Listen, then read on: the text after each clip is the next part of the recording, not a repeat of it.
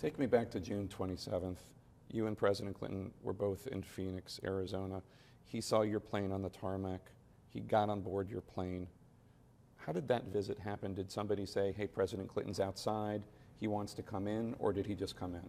Well, I can't say what President Clinton saw or thought because I wasn't in communication with him before that, so I don't know what was in his mind. No, but did an FBI agent say, hey, he's outside, he wants to come in? All I can tell you is that we were landing and we were moving on with our program, and we were about to leave and about to go into our cars and move on to our evening events, and it was communicated to me that he wanted to say hello, and that was all the information that we gained.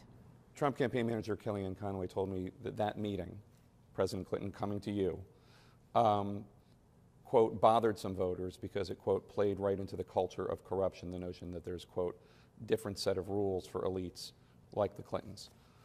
Looking back, do you wish that when he came over, you said, we really shouldn't talk? It would be really inappropriate, and hello and goodbye? So, as I've said at the time, I think like days after that meeting, I regretted not seeing that issue and not seeing around that corner. You know, I regretted viewing it as just, again, as the number of people who come by and say hello. It didn't cross your mind when you were sitting there like, oh, somebody's going to make a big deal out of this. And our conversation went on a lot longer, certainly, than I had anticipated, because it was just going to be, hello, how are you? And everyone was going to go on about their evening, as far as we were concerned. He's a talker. He is a talker, yeah. yes, he is a talker. I really do believe, Jake, that you know, things happen. And as I said, I wish I had seen around that corner and not had that discussion with the former president, as innocuous as it was, because it did give people concern. It did make people wonder, is it going to affect the investigation that's going on?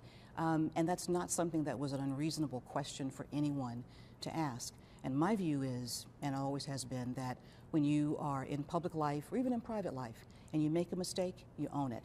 And you talk about it right away. You let people know what you're going to do to deal with the impact of that mistake.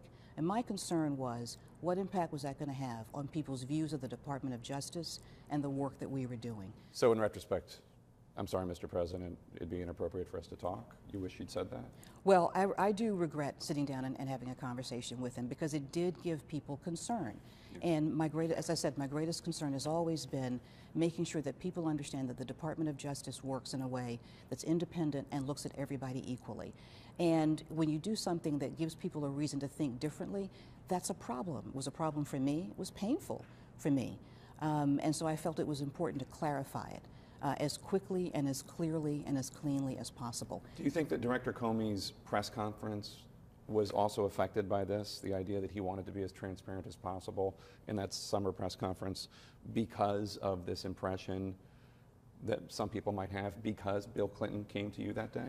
You know, I didn't speak to the director about why he had his press conference before he did it. We learned of it right before that. My view is he was trying to be as transparent as possible in a matter that was of great attention and that was generating a lot of attention. But certainly if Bill Clinton hadn't gotten on the tarmac that time and gone to you, things might have been different.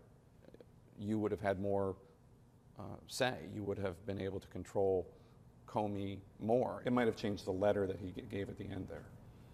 I don't think that it would have changed his view of what he had to say or not say to Congress. I mean, that was what he based his letter on. And so you would have deferred to him? And I also can't speculate also as to how anyone might have considered that view differently at all.